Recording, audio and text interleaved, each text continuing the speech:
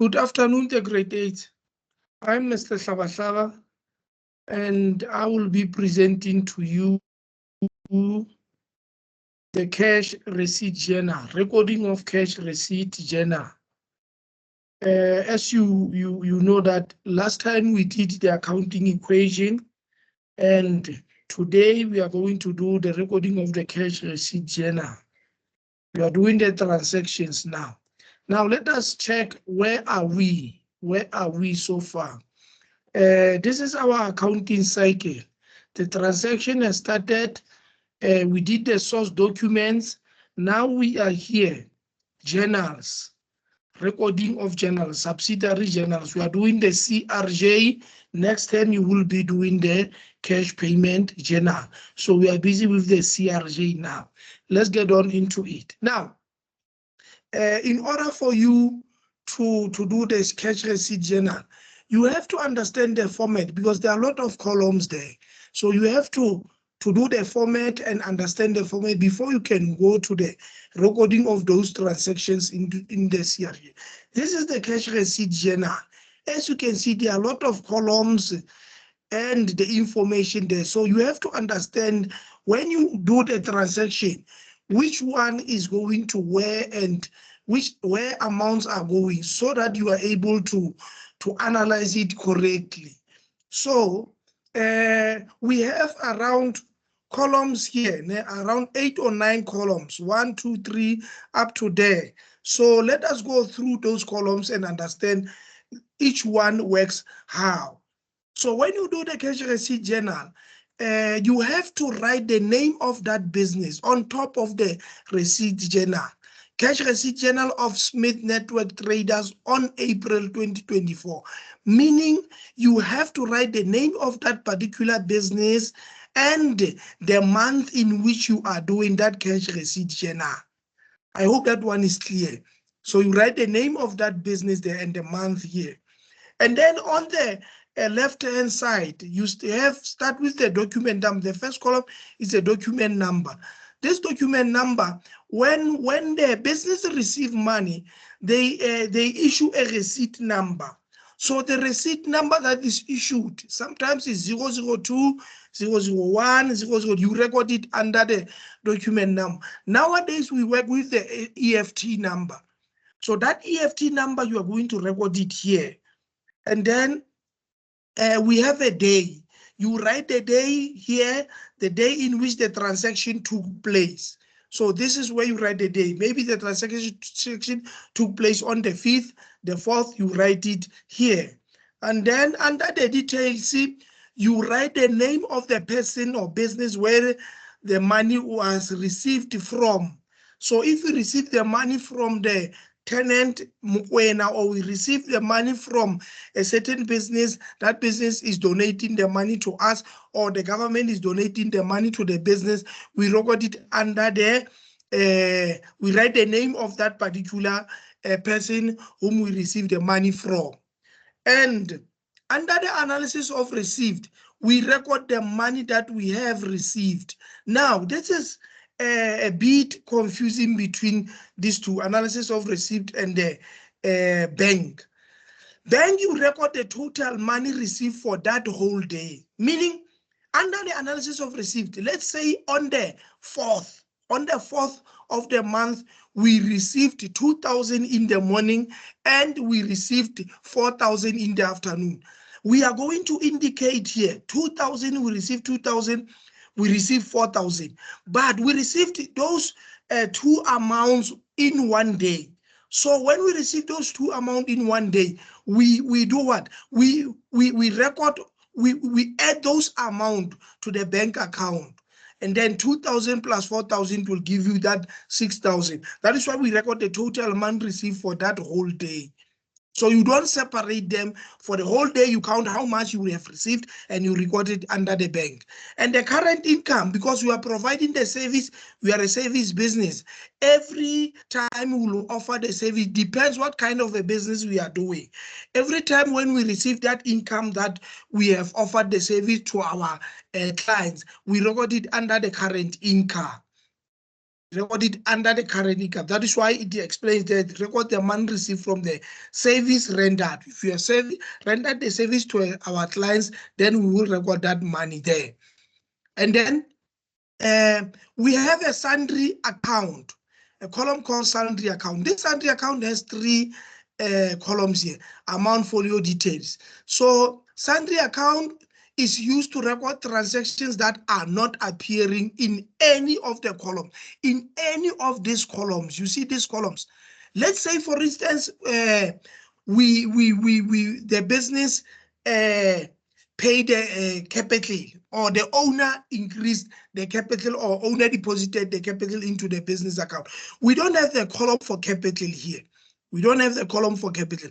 So we are going to transfer that amount of column on the sundry account. So the amount, we'll write it here. We record the amount here, record the amount that we have received, 19,000, 20,000, and then under the details, we write the amount in which the money was received for, let's say, capital, or whether it was donation. Because we don't have the column for donation, it goes to the sundry account. Now, what is important that you have to be aware of is make sure that this sundry account, you check first before you transfer the amount to the sundry account as to whether, if donation is not here, it goes to the sundry account.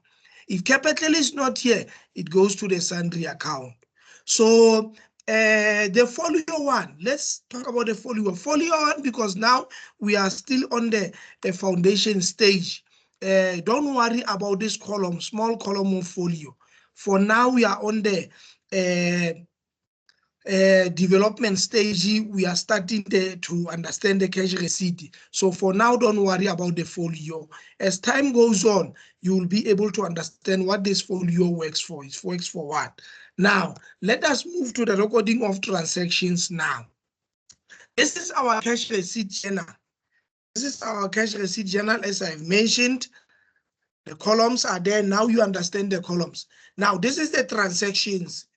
These are transactions. Transaction Smith Network, May 2024.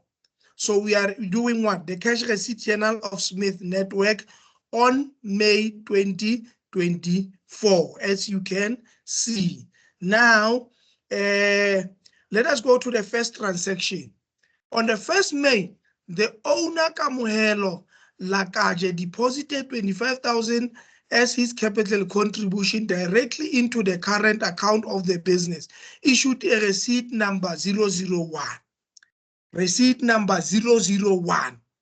Where are we going to record it? Document number 001. When was this day? It was on the 1st. We write the 1st year.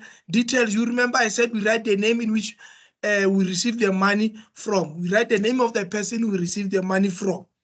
We received this money from Kamohelo Lakaje, and then under the analysis of receipt, 25,000. And then let's check. It was only this transaction on this day. So we transfer it to the bank account, 25,000. It was for what? Let's check it was for what. It was for his capital contribution, capital. Do we have capital here on this column? No. So where it goes to the sundry account, 25,000, capital contribution, 25,000. Now we move to the second transaction. On the 3rd May, cash receipt for services rendered according to cash register roll, 3,500.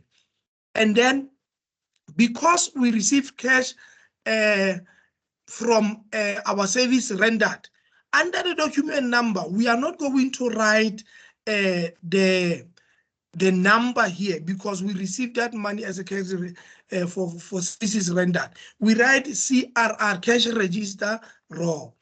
And then it was when? On the 3rd. And it was for what? Services rendered. Remember, when we do the services, we write services rendered here. Because we don't have the specific name of that person we are rendering the service to. So we just write the services rendered. Just remember that. And then it was 3,500. That was the only transaction on this day. So we transfer it to the bank account. 3,500. It was for what? services rendered. So services rendered, it is our current income because we are the services business. It will fall under the current income. Always remember this. And these transactions here under this grade 8 cash receipts always appear. Just bear in mind here, you don't want to lose marks there. And then on the 7th May, Lakaje Kamuhelo received a donation of 500 from his National Youth Development Agency, NYDA, funding to boost the cash flow of the business.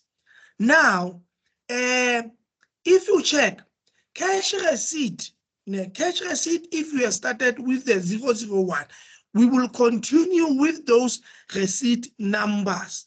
We will continue with those receipt numbers 002, because you know that when we issue receipt to someone, those receipts, they do have numbers. So the numbers will continue like that.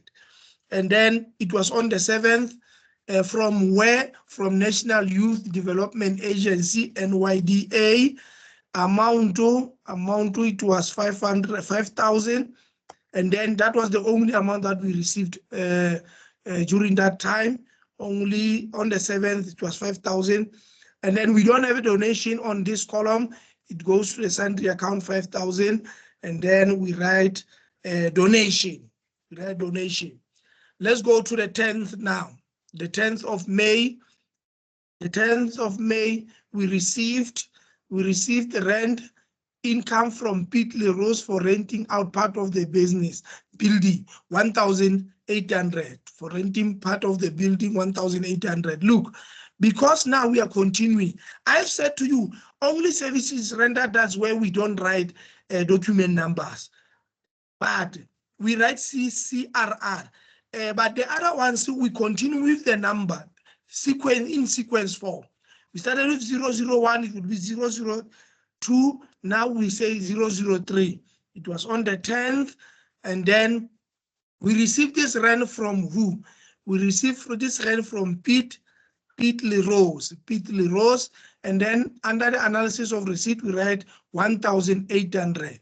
So let's check as to whether it was only this transaction on this month, on this day. It was not only this transaction. There is other transaction. So we don't transfer this amount, 1,800, to the column of a bank. So we just transfer it to the sundry account, and then we'll get that amount, 1,800 rent income. So we finish this one again. So this one, total amount received from services rendered for the day was 4,200 according to cash register roll. CRR, it was the same day. We don't repeat the day here. And then services rendered, as I've mentioned, you see services rendered. And then it was 4,200 under analysis of receipt, because it was, there were two transactions here, 1,800, 4,200. Then it will give you 6,000. 6,000 when you add those amount, and then we transfer 4,200 under the column of services current income. And then because we are the grade 8, we don't for now you don't close it off, but we are doing it now so that you start to understand it more. We are going to add the columns here. And grade 8, please make sure that the transactions will tell you at the end that do not close the cash receipt account or close the cash receipt off. So if we close it off, we do what? We add these amounts that are on this column. So we are going to add this 25,000 plus 3,500 plus 5,000 plus 6,000. It will give you 39,500. And then we add 3.5 plus 4.7, it will give you plus 4.2, it will give you 7,700. And then we add the sundry account also. And then we add the sundry account to 2,500, 25,000, 5,000, 1,800. It will give you the amount here. The reason why I left it here is because I just wanted to show you as to all this account, you add it. Sometimes most of learners, they don't add the sundry column, or they add analysis of receipt. So you also add this account. You will count here 25,000, 5,000, 1,800 to gain marks here. What is important is that you don't add analysis of receipts. You don't you don't add it, sorry. You don't add analysis of receipts, please, learners. So that is that with regard to our recording of cash receipt journal, recording of our transaction into cash receipt journal. Now, our quiz will follow after that. That is the end of the presentation. Our quiz will follow after that. Thank you very much.